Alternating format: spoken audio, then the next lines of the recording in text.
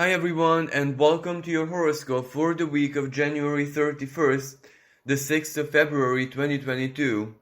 Now before I begin next week's horoscope, I would just like to apologize in advance. This is not going to be my very best work because as soon as the South Node touched my 8th house, I immediately lost my mom on Thursday and basically she was my biggest fan, my number one supporter, so it's still very hard to work with this huge void in my life, so I'm trying my very best. So anyway, let's get back to next week's horoscope. We have a pretty tensioned week with a lot of action. This is definitely a really strong action-oriented sky because Mars holds a lot of pretty important celestial conversations. This is also a week where both Mercury and Venus, around roughly the same time, change directions. They both go direct. So this means that for all of us, we are drawing the major conclusions of our own personal Mercury and Venus retrograde. We may have this chance to find a lot of emotional Venus, clarity regarding our values, regarding everything that we invest love into, everything that basically sparks up our inner passion, everything that we would like to have and enjoy in our lives. And because she is in the sign of Capricorn, and that's where she performed this specific retrograde dance, it does speak specifically to that area of our lives where we have Capricorn in our own personal chart. So the energy of Capricorn is about practicality. It is the biggest and most fundamental, most solid structures in our life in any way, shape and form. It is our commitments. It is that which we are willing to sacrifice for, to learn, to master, to execute, to perform. Basically, Capricorn holds the energy of our life path. So basically, regardless of which area of life this falls into, it is still a very important energy for you personally, because that is where you need to put something on a tray, in the sense of real life. So you have to show exactly what you're doing, what you did, what you performed, whatever you invested energy-wise, time-wise, strength-wise in that area of life. So that is why this Venus retrograde season was pretty intense for a lot of us, exactly because it wasn't just a sheer emotional energy, it wasn't just a psychological expression. Chances are it did have something, value or stability, long-term commitment, structure attached to it, something very down to earth and physical. So that always adds a touch, a nuance of complexity to it. And needless to say, Mercury as well, yes, it did start its retrograde already in the sign of Aquarius, which is basically our mental sphere, our mental structures, our way of thinking, our superior intelligence, and of course our future plans, our social connections, our hopes and dreams. But it did retrograde back into Capricorn, and there it met Pluto, so that is also a really strong energy, because Pluto does reveal a lot of truth, especially the kind of truth which we ourselves, one way or another, keep hidden, keep buried, keep repressed. So this Mercury retrograde season for all of us, because of this dance with Pluto, and this is the second dance that Mercury is going to be holding, and of course then another final and third one when it goes direct and starts going through its shadow path. The perfection of the third conjunction is going to be later on, not this week. But because Mercury actually stands still in the sky and prepares to go direct very close to Pluto, basically on top of Pluto, the specific nuance of Pluto, the Plutonic expression of this Mercury, that which is based on a very big truth, on something that we have to become aware of, that is going to linger. So basically, the theme is already profoundly set. And for example, it's so very clear of how it played out in my life. But of course, a lot of important, significant karmic events happened in everyone's life around this time. Maybe big question marks around job and profession, career, life path, what I want to do with my life, relationships, who I want to have in my life, who I'd rather not, partnerships of any kind, especially romantic partnerships. Do I want to stay with this person? Can I accept this person? What do I do future-wise with this person? That Pluto, what chances do I really have? Who has the control? Or better said, in a partnership, which partner has the greatest influence, the greatest control? Who is more submissive in that kind of way? And each and every partnership doesn't really have a 50-50 balance. The balance and equilibrium for them is specific to the union of those two people, regardless in which sense. May it be professional, romantic, as I said, friendship, collaboration, business, customer relationship, anything of this nature, but still, the balance is not 50-50. That's ideal. But, in practical ways, it will play out in a totally different way. So I'm sure that this Pluto, on top of Venus retrograde, first of all, because that is where Venus started to go retrograde. She hang out with Pluto for a lot of days. And this is also where Mercury is changing directions. So this energy is both for the mind, the intellectual sphere, the rationality of all of it, basically the expression of Mercury, and in Capricorn in a very down-to-earth way. So basically, practically, what it is that we need to do in regarding whatever theme this Mercury retrograde season is playing out in our lives as. But there's also the dimension of the soul, Venus, the dimension of our value systems, our emotions, our passions, our attractions, whatever we wish to have in our lives, whatever we can commit to long term. So basically this is a pretty complex energy for a lot of people. Under this energy, a lot of people have had epiphanies, sudden realizations. They came to terms with the past. They reconnected with past relationships, regardless of which nature, as I said. It can be romantic, ex-lovers, etc., ex-colleagues, ex-job, whatever.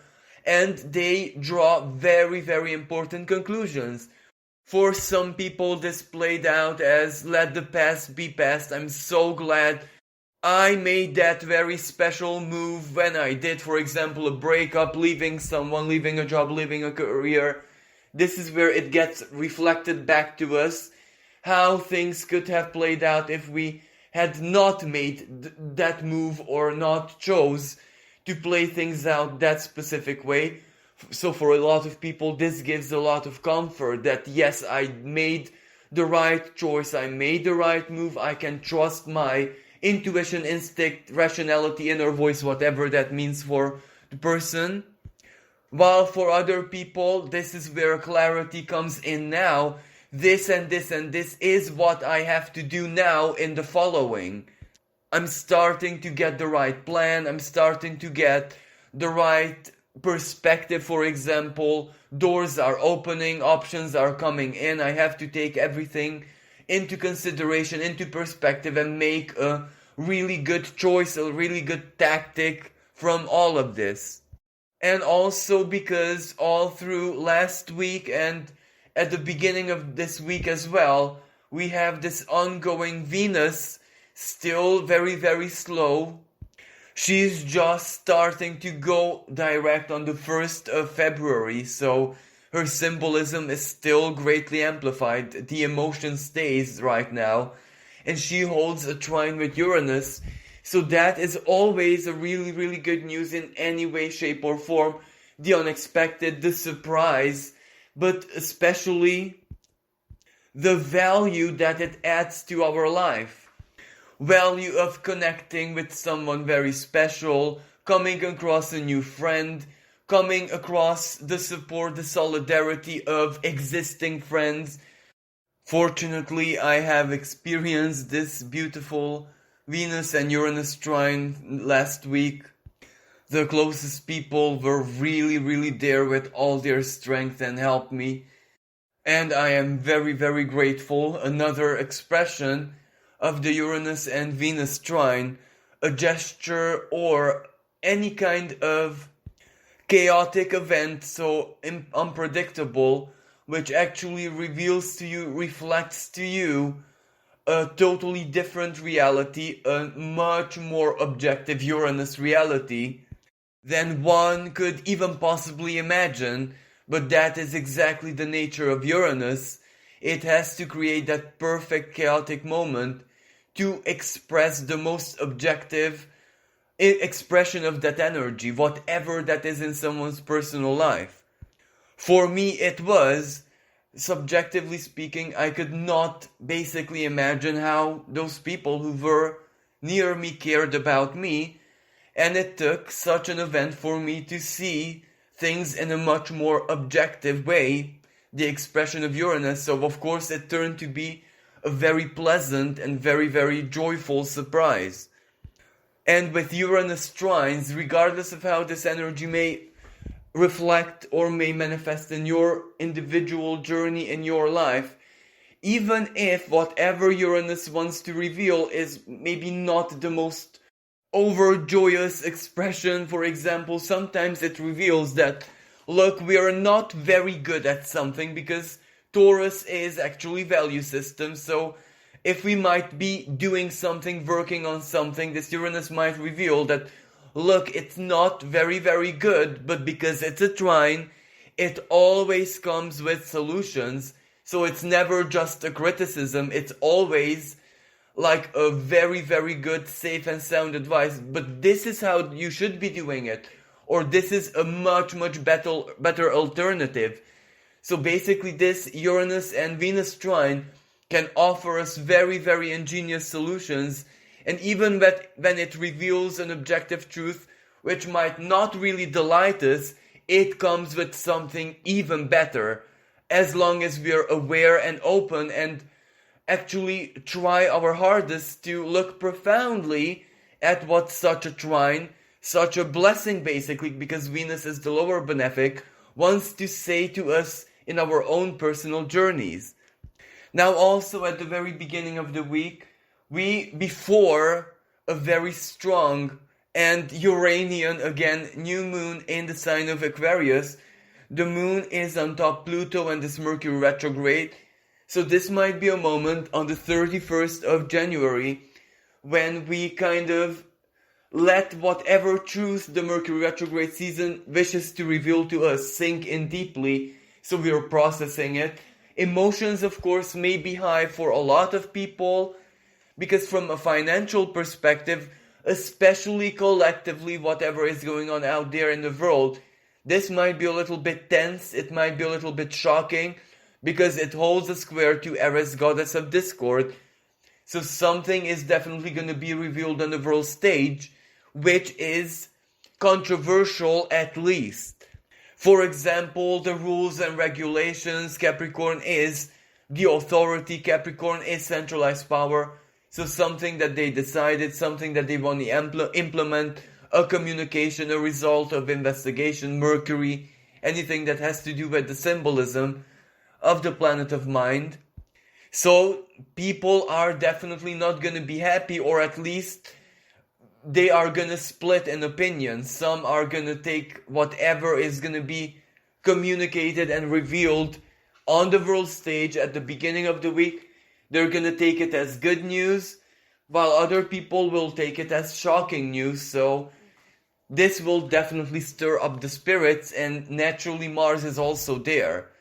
Not on top of Pluto yet. Mars is just still at the first degrees of Capricorn, but it's already pretty close to Venus, and Venus is that which we want to have in our everything that we want to attract, the passive element, the attractive element. While Mars is the opposite. Mars is the active element, the masculine energy, our strength, our determination, our focus, our willpower, getting exactly what we want in exaltation as well in the sign of Capricorn. So whenever Venus and Mars meet one another in the sky, even though, as I said, this week is not an exact meeting, they're just close to each other, well, this energy is already very, very active. The power of attraction and getting exactly where we want to get, achieving that which we need to achieve, etc., etc. This energy is very, very action-oriented and productive. But like every energy, it does have a more negative expression as well, as in trying to get exactly where we need to be. And if we apply this collectively, well, there are so very many situations to be solved right now in the world. So pushing this and doing this a little bit, let's say, obsessively, which means impatience, which means mistakes can occur, or which means that it's maybe not 1,000,000% aligned with values. And also another very important celestial conversation that we have with us at the very beginning of the week is the Sun in the sign of Aquarius, so in fall, squaring Uranus, the modern ruling planet of the sign where the Sun is in Aquarius. So this might represent a lot of unexpected game changers in our lives, in our relationships, a lot of unexpected communication coming in from society, circle of friends, our social connections, the internet, everything that we do on the internet, especially those who have projects, who have certain activities on the internet, they share, they communicate. Even if it's just part of your daily routine, your job basically, there can be a lot of unexpected news, unexpected twists and turns of events coming in. And the symbolism of the sun is the light of the consciousness.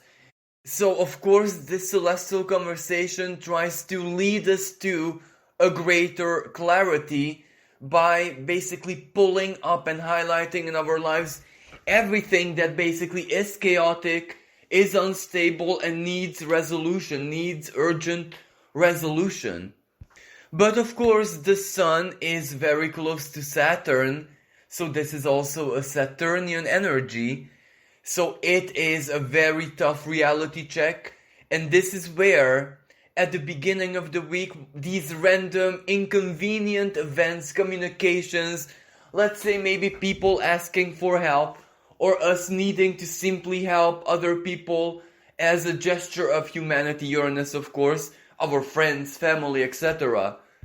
Or of course people linked to our professional sphere, our work, our social circles, so everything, all of this is including future plans, Aquarius, and of course our own hopes and dreams, how they resonate with the person who it is that we are, our identity, the Sun. And because it is close to Saturn, it's still a reality check. So this is where whatever we do, whatever we aspire to do, whatever takes place in our lives, it's meant to raise the alarm that we have to watch out, that it basically resonates with our authenticity, with our uniqueness and distinctiveness. Now, of course, this energy is greatly highlighted because for some people on the 31st of January, while for others it goes to the 1st of February, we have the Aquarian new moon. So basically, the only difference is that the moon joins the Sun and Saturn in this case, and it holds the Aquarius new moon. Like every new moon, it is a new beginning or potential of a new beginning in that area of our lives where this 12th degree of Aquarius falls in our own personal charts. But because it is holding a pretty tight square with Uranus, well, this new beginning may result from a chaos, from a moment of randomness, a small crisis, an obstacle that just comes unexpectedly and we need to struggle to overcome it, or dire news, etc. So this is how an unfavorable, inconvenient, unpleasant moment, communication, or whatever in life can actually guide us and lead us to a brand new beginning, a new project, a new connection, a new friendship, a new desire to accomplish something in our more distant futures. But of course, I have a special recording about this Aquarian new moon, which you can find on my channel. So I'm not going to be focusing that much on this, but we must also be aware that this will definitely play out collectively as well. And Uranus is the rebel, Uranus is the revolutionary, Uranus fights for freedom, equality in almost an absolute way. So this has already the most important signature on it. There is gonna be uprising and trouble and even a kind of symbolic political earthquake somewhere in the world, or whatever this energy plays out. Let's say a political movement, an earthquake, unrest, fight within a country, within a nation for control and power, or for resources, for example, Uranus in the sign of Taurus. Well, this can lead to a kind of new beginning, a new state, or maybe a new balance of power, another chapter in that country's or nation's history. And of course, this is where the United States is important as well, not necessarily just because of this new moon, but rather because this Mercury retrograde sits on the Pluto and they have the Pluto return, so that means news communication and needing to take action, but this is the mercurial kind of action. So it's linked to the spoken word, written word, communication, law, legislation, anything of this kind. On the 1st of February, Venus is starting to go direct already. So we may be feeling this energy where we start becoming more and more and more sure of our feelings, of our values, everything that was basically related to the inner work that one way or another all of us were guided to perform, to do whenever this Venus retrograde started, so in December last year. So at least from an emotional perspective, we are getting there, we are getting to clarity, we are getting to basically feel it in a very intense way, that which we desire to have in our lives, that which we love, that which we can commit to, especially long term, regardless of what that is. But as I said, Mercury is also going direct, so this will add the intellectual layer, the rational, logical, mental layer to this as well. So this is a pretty good energy, even though the hard part is later on, because for example, on the 4th, Mercury goes direct on top of Pluto, so that means we are making the most difficult choices. We are using everything that came to us information-wise, practical information especially wise, under this Mercury retrograde season. We're also taking in the advices, even if it's just advice to the self, that we have received, and we're finally starting to make some choices, decisions, that purchases, signing the contract, making those important moves, or at least perfecting the big plan for ourselves, that which we're gonna follow in 2022. So that is a good moment, even though it's tense. And also at the same time, Mars perfects a supremely harmonious conversation, a sextile with Jupiter. Jupiter expands everything. Mars is also exalted in the sign of Capricorn. Jupiter is very powerful. In my personal opinion, of course, it is the most powerful it can get in its ancient nocturnal sign of Pisces. So this means a really strong psychological empowerment, even parapsychological empowerment, mystical, magical, psychological empowerment, karmic empowerment. Pisces is a very karmic sign, and Jupiter, its ruling planet being in it, it activates all the karmic energy that was stored there. This is where a lot of fated events can happen simultaneously to complement or to rectify, to help your own will. As long as you're open and as long as you're taking action, this energy can lead to massive breakthroughs for a lot of people. It's not a very easy energy, it's a sextile, so you need to work for it, especially with Mars. Whatever work means for everyone.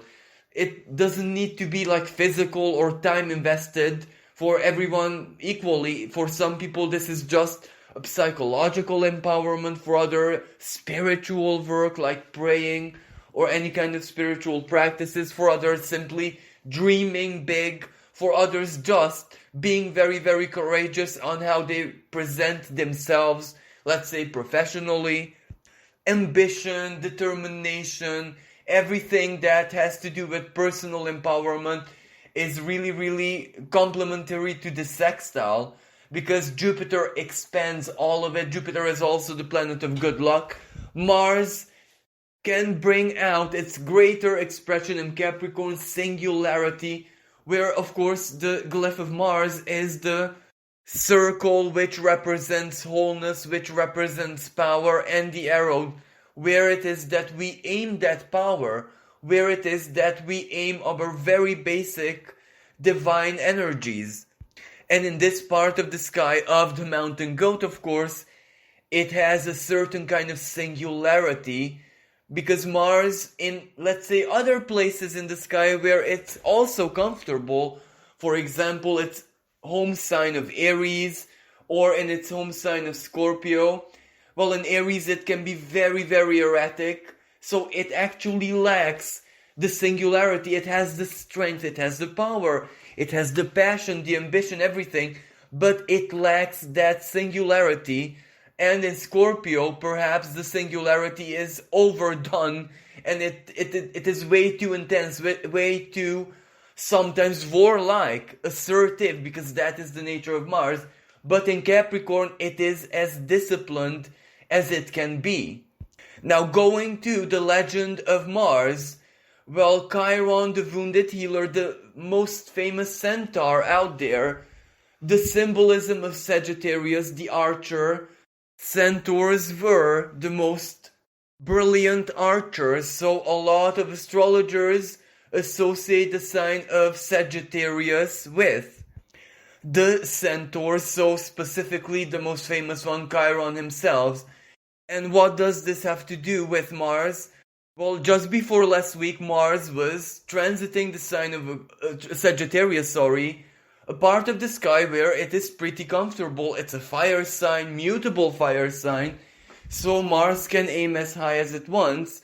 But this goes back to the legend of Chiron and Mars himself, where Chiron was the teacher of Mars, the war god, and once Mars played around with his bow and arrow and accidentally shot Chiron in the thigh, and that left a massive wound that could simply not be healed by anything or anyone. Of course, Chiron was rewarded by the gods for his determination, for his resilience, for not taking this in a bad name, so to speak, and he was made an immortal constellation. But Mars also gained a lot out of this experience, because he learned diligence. He learned responsibility the hardest way possible, because you can imagine the heartache and the sheer shock of having to live with the guilt that he wounded his teacher, his mentor, maybe the most important person in his life at that moment. And here in the sign of Capricorn, the sign of mastery, the sign of the teacher, Mars acts in a way where he already learned his lesson. He learned the lesson of diligence, of responsibility, not playing around with dangerous weapons. So he already knows how to shoot straight to the target, if you know what I mean. And it is that shooting to the target, to the bullseye, which is the symbolic exaltation of Mars. This is how it can empower all of us. Mars is our will, our energy, our focus, our action. If we know where to aim, well, chances are it will reach bullseye, and it will produce some echoes, karmic echoes, physical echoes, For example, phoning to a job interview to a company which advertises jobs. Well, that action in itself produces something, and that is basically a very, very basic and rudimentary expression of how we can use Mars in the sign of Capricorn, its empowerment. This is where if we do not try, we don't know if we could be successful or not. So this sextile with Jupiter, well, this really encourages us to do that which we need to do. But of course, in a diligent and masterful, disciplined manner. Not to go over the board with ambition and with strength, and of course neither back off and be a doormat to anyone. When we have to be assertive, we have to be assertive. And we must also not forget that Mars is close to Venus, so we also have the Venusian empowerment. For anyone artistic, with artistic talents, spiritual talents, etc., well, ultimately this can turn into a very, very inspirational energy, sharing your work or using everything, any experience that you might be having in your life right now as inspiration, as inner resource, as this creative core of yourself is truly encouraged. Even if you may not feel guided to work exactly at this moment, documenting your inspirations, writing them down in a notebook, or leaving notes to yourself is highly recommended, because Jupiter in the sign of Pisces can be deeply, deeply inspirational in so very many different ways, especially arts, painting, visuals, music, the power of sound, the power of illusion in the best way possible. And sadly, I'm saying this to myself now, even alchemize pain and sorrow into something beautiful. Then also on the 4th of February, we have the Sun meeting Saturn in the sky. Yes, this does take place every single year, but always this is one of the hardest alignments that all of us have to process one way or another. Sun, as I said, is the light of our consciousness. Saturn, the reality check. And Saturn is also a karmic energy. Saturn is also physical, down to earth reality. So usually for very Saturnian people, this doesn't reflect as a negative or uncomfortable energy, exactly because they are Saturnian within their everyday activities, routines, and their take on life. For those people, this may reflect as, look, you need to relax a little bit, rest a little bit, go on holiday, take care of your physical body, and leave responsibilities and duties for a little bit. This is just an example, because if not, Saturn comes and makes sure you still get a break, but you won't thank it for it. For other people, well, Saturn in the sign of Aquarius, we are responsible for our own futures, for our own social positions, our friends and everyone that we have in our lives, everyone who we are connected with. So if we might not like what we see at this reality check, we have to take responsibility and, commit to Saturn commitment, cleaning up our lives, socially speaking, who it is that we accept to be a friend, who it is that we no longer resonate with, and we have to be honest and just cut certain connections.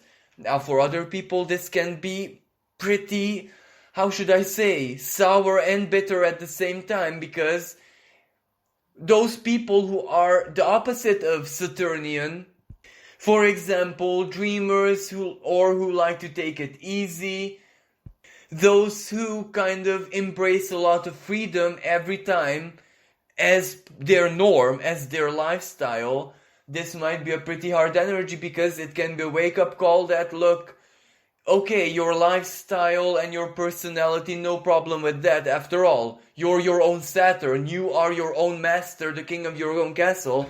But there comes a time when you also have to sort out the things which do not allow you freedom in your life.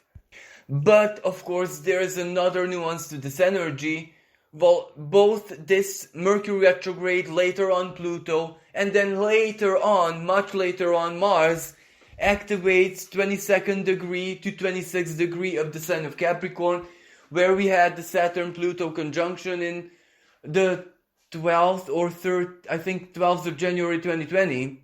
So of course we're gonna be reminded in so very many different ways. Mercury verbally or communication wise, mentally, Venus emotionally, value wise, and Mars maybe karmically, fatedly, of how our lives changed profoundly since the COVID, since the world change, and whatever has been in our personal karmas in 2020. So that will also be a big moment of reflection, which naturally will go hand in hand with the Saturn, Sun and Saturn, whatever has been taking place in your life since then. Basically, that's what it is.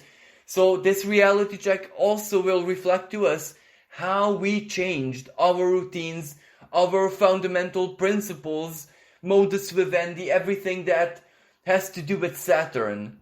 And because this Saturn and Uranus square, so the Sun and Uranus square as well, is still operational at this time, also Uranus, what it is that we need to do further to have a much more stable, comfortable, and working new normality for us personally, that which fits like a glove to our authenticity, Saturn and Aquarius as well.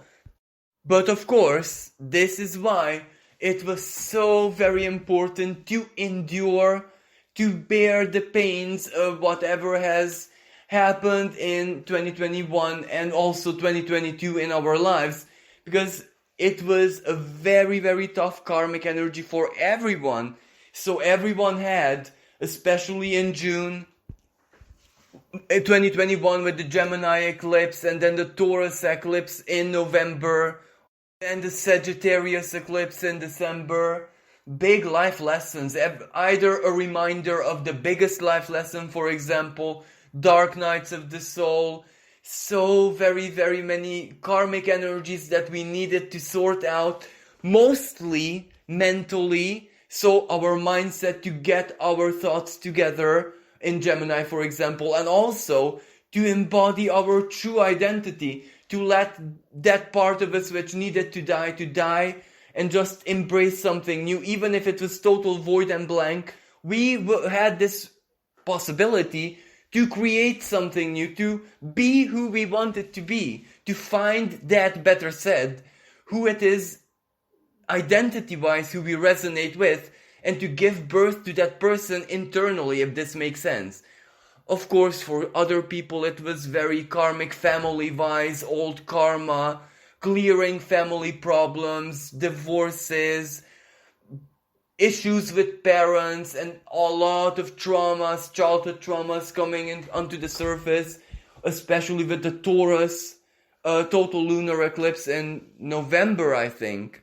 So all of this was actually a celestial calling and empowerment to embrace our true uniqueness, our true authenticity, our more divine identity than maybe human is not the best word here, but I'm sure everyone gets what I mean here. Human in the sense of that identity which was conditioned, education, the school, the customs, the traditions that basically we inherited. It wasn't specific to us directly, we had to learn it from other people. So that part purged out a lot. And that which was left, even if it was just a void, well, that was our invitation to fill up that void however we wish personally, create, or to basically birth a new identity, to seek that which resonates with us, something new, something unique, something way more like us. Or this played out so very many ways for different people, but we're all there already. We know ourselves much more profoundly than we have done perhaps all our lives, regardless of our age and what we lived. This was such a very strong karmic period. It kind of held the mirror to us 24/7, so very many years, 2-3 years. And to look in the mirror every single second for 3 years, well, that's hard. That is the most hardest things any spiritual being could possibly experience in any form, not just human form. And since most of us listening to this identify ourselves as spiritual beings in human form, well, this was really, really hard. Couple or even 3 years for most of us, but we do know ourselves in a way we could have never ever imagined. That's 100%. So right now, like it or not, expected or not, especially in my case, this is how we have to build on that. Now that we hold within ourselves the blueprint of the person, the identity we wish to birth, create, generate one way or another, well, that means that the physical part of that, in the sense of arrangements in life, change of customs, change of routines, change of modus vivendi, job, career, whatever it is that you need to change, that is the period for it now. Just that 2022 is not gonna be that very easy, neither were the last 3 years, but this is where we have a lot of energy in the sky, which kicks us in a symbolic way. Like it or not, we need to quantum leap. And of course, there are a lot of us who are not very inclined by their nature, by their very nature, to quantum leap. And of course, those individuals, for example, myself, who are not very great at quantum leaping and taking big leaps of faith, there's the boot to help us, kick us a little bit, to do the jump, if you know what I mean. So where I'm going with this is, yes, even in 2022, the tower is falling, but the tower no longer has a roof. We are already so used that it is just falling and collapsing and collapsing.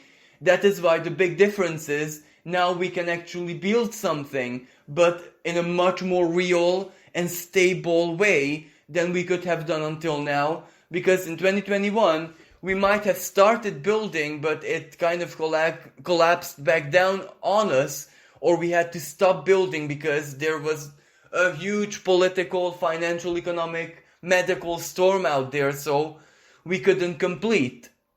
Yet, this is where we have the opportunity to start either building, for those of us who couldn't, and for those who already started building, to keep on putting more bricks, and it's getting there, it's already visible. While for a lucky few, the universe already built it, they're just gonna be kicked into whatever they have to receive from the universe and accept that new stability handed down to them. So this concludes this week's horoscope. Thank you so much for listening. And I have to say, because this is truly my duty, that I dedicate this horoscope and every single horoscope I will ever make in my life to the very last breath to my mom. So again, I apologize for not the best quality. And thank you so much for being here and listening. I wish everyone a wonderful week. Until next time, bye for now.